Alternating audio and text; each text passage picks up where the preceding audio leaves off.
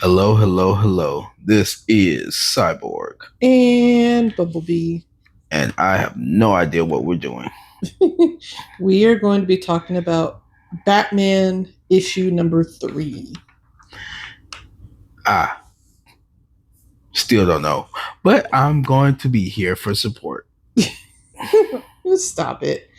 So, this issue starts off with he's working on a project and he's interviewing Miss Marjorie and he's talking to her about Gotham and how much it's changed since her day. And then they hear something happening outside. Mm-hmm. And he happens to turn his phone and record what's happening outside. And what's happening outside, you ask? The whole situation that was in the last issue with Batman and those police officers and Robin and the police officers shooting each other and all of that.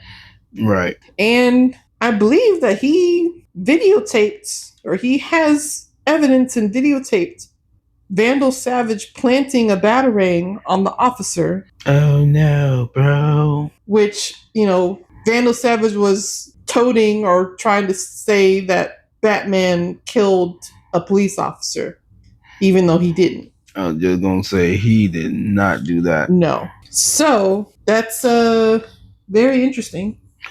Yeah, I still say they're going to try to get him if they actually pay attention and see where all this came from. I was proven wrong. They did not pay attention. Well, I mean, there's still time. But we'll get to that. I mean, sure, if you say so. So then we also see Vandal Savage visiting the other officer that lived and pretty much threatening him because in his report he didn't mention Batman and Robin being there at all. Right. And Vandal Savage is like, you need to put him on the scene because then he can use that and then frame Batman. Essentially, he needs that in his report in order to frame Batman. But he's lying, technically, not really. But Batman and Robin were there. Yes, but they weren't cop killers. They're not. And I don't know. I'm not sure if the guy. Again, we just started reading the series. I don't know if there was like a silent rule in GCPD when Gordon was in charge, a silent rule saying that, Batman doesn't get mentioned in reports or anything. I don't know.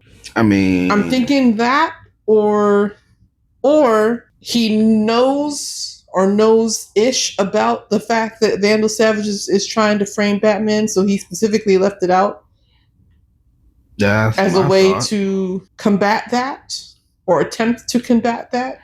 Possibly. So that he can't use that and twist it for his own nefarious ways. And we see Batman trying to come and visit Tim Drake, but he is unsuccessful because Bernard kind of prevents that from happening. Bum, bum, bum. He's in the hospital recovering from all his bruises from a skiing incident. I guess. A skiing incident and not, him getting beat up by 7 different criminals. All at once. In the back of a transporter. But that's neither here nor there. And while Bruce is in the hospital, he hears the TV, and Hugo Strange and Dr. Zeller and Dr. Hugo Strange are having a debate on the Gotham Gang TV news station. The gang have their own TV station? It's called Gotham Gang. This is the name of the news station. Interesting. So the gang members can get their own TV station, but I can't get one. Make it make sense. I don't know if it's necessarily that, but I don't care. Make it make sense. I want a TV station, DC. They're discussing Dr. Zeller's Crown of Storms that is supposed to help patients. With their brains, essentially. Right. And they're discussing it. Apparently she got a grant from Wayne Enterprises and he's he pulls that into question, but she makes it very clear that it's a grant and that they have no say and no influence on her research. Correct. And Hugo Strange is not very he's not very happy about this. I don't know why, but we'll probably find out more as time goes on. Then we see Bruce and Damian fighting or sparring. Apparently, Damian Wayne has gotten acceptance into Gotham U, and Batman wants him to go, but he is, I guess, not wanting to go or is apprehensive. And he's like, what can I possibly learn from there that I don't, that you haven't already taught me, basically? Women. Or what's important? And he's women. like, literature, art, women. Poetry, and the experience, just the college women. experience. Women. That too. No, that is the only thing that you need to know about. He says girls. Smart. They're smart girls at Gotham. Pause. I'm gonna say it right here, right now. College is important, yes, for multiple reasons. You get a good education, there's a very strong possibility that you'll get a good job for that education. But not only that, it's a chance for you to develop who you are as a person, like experiencing life, parties, hanging out with friends, meeting new friends, getting culture, learning how to balance work and play. So, yes, for you people who want to experience that, I say go to college. Some of us didn't, but I will say this, go to college, get that experience. If you want to. You will not be disappointed. And back to our scheduled programming. So, the sparring session ends, and then we see Jim Gordon calling Harvey Bullock, telling him to Harvey Bullock? Yes. Not Harvey Dent? No, Harvey Bullock. That's weird. And having him activate the bat signal. It's just a bat with lights. It's a stuffed animal with flashlights that they attach to a window. Like, I'm not even joking. We're going to put a picture right there, or right here, and you're going to see a stuffed animal bat with lights. Because they don't have. I don't. Well, again, we're just jumping into this. I don't know if the big bat signal that's on top of the GCPD is gone or got destroyed, or they just don't have access to it anymore. I'm not sure. I'm just saying they couldn't afford it. Batman's in a meeting. No, Batman's not in a meeting. Sorry, Bruce is in Bruce Wayne is in a meeting, and one of his people is talking about making 240% profit, but that involves getting a government contract and making weapons and explosives. And absolutely not. He said, no, absolutely not. I'm not going to put my name on any of that. No. But the profits, no. Who cares about the profit? I said no. Essentially. And then he asked them about the Zeller grant. He approves that. And they're like, but that's a non-profitable, a non-viable venture. And he said, I don't care. There's other things that make things viable or important other than profit. And then he ends the meeting. Mm-hmm. And then he goes and meets up with Jim and Harvey. And they let them know that GCPD is out for his neck, essentially. They calling them cop killers. And they have contracted a deputized private mercenary squad. Who's going to come after you. And they're, driving around in an armored vehicle with a gun on the top. Here, baddie, baddie, baddie. Come out here, baddie, baddie, baddie. We just want to talk. We don't want to hurt you. And that vehicle, when driving around, almost hits a lady and her dog. Mm-hmm. And they don't say sorry either. Mm-mm. And then Batman disappears, and he has to go handle some business at Wayne Experimental Sciences Building. Because none other than the Riddler tries to break in, and he tried to break in, and it looks like he was after the crown or the headpiece that Dr. Zeller was talking about on the television. He said, I needed, the voices or whatever. Well, not voices. His head is going haywire, and he thinks that would help him have his brain calm down. I don't think so. Because I think that's just in its experimental phase. It's not in its final phase. It's not. It's just. It's definitely still in prototype phase, because that's what she said on the news. Mm-hmm. So that might end up exploding his brain. And Batman pretty much stops him from taking it. Enigma, go home. And he has a suit. He has a stealth suit. I thought that was interesting. Mm-hmm. It kind of essentially makes him invisible, and you can't hear him or see him, and it's kind of cool looking. Oh yeah, no doubt. So that's another version or different suit that they've shown us. And he has a sedative that he gives Nigma to make him go sleepies. Nighty night, Nigma. While he, I don't know where he's taking Nigma, but he's taking Nigma somewhere.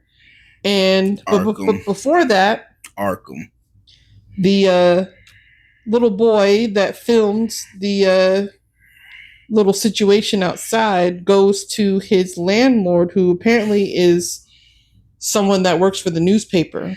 Oh, cool. And he's, asking him, essentially asking him, what can I do? Or what, like, you do news, important things. Like, what if I filmed something that was important, like newsworthy? You work for the newspaper, right? And he looks at him. So that, I hope the little boy is going to be okay. I hope they don't try to say he's seen something and then show his face and then boom, they're going to be aiming for him. I hope they just keep it anonymous. I hope so too. I mean, then again, not. Then again, what was his name? Or did they not? Huston. Houston, Huston, Texas.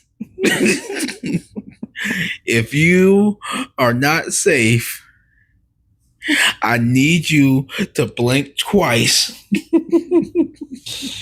Because, even if they keep it anonymous, I feel like they would probably come after the newspaper guy and probably torture him for the name. Yeah. And then go from there. Either that, or they can track the angle of the video and then figure out who lives in that apartment and then go from there as well. Yeah. Because they know it's someone that lives in that building.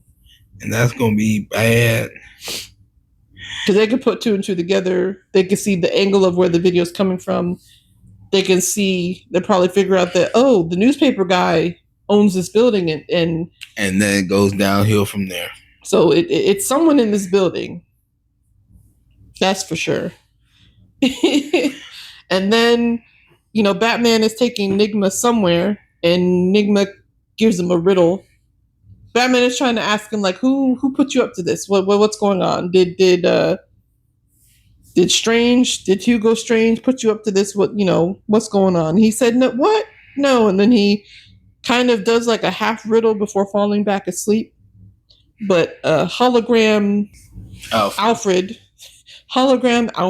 Jeez. helps him put two and two together. When is K part of Haram? Which, if you Arkham. add a K and then rearrange the letters, it spells Arkham.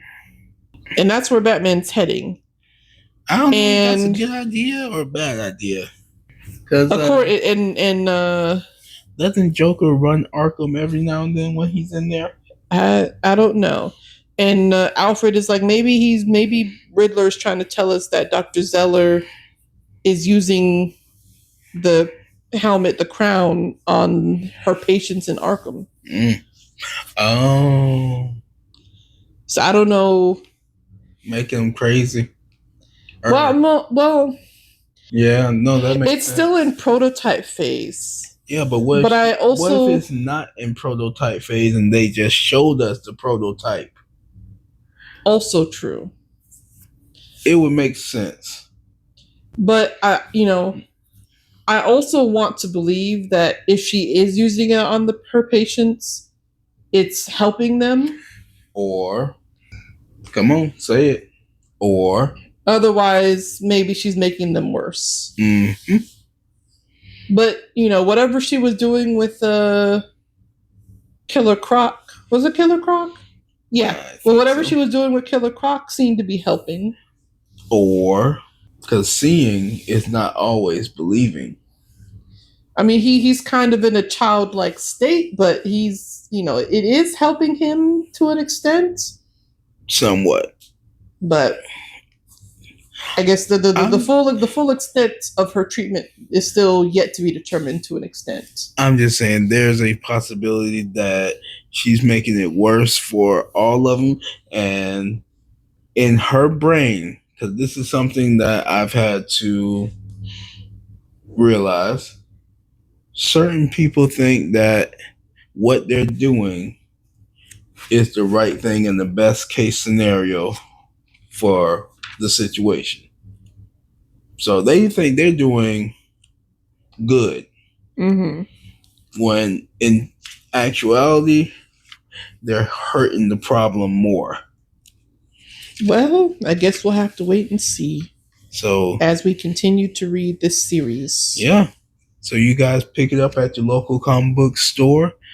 But if by some reason you can't get down to your local comic book store, you can always check out the app. The DC Universe Infinite app.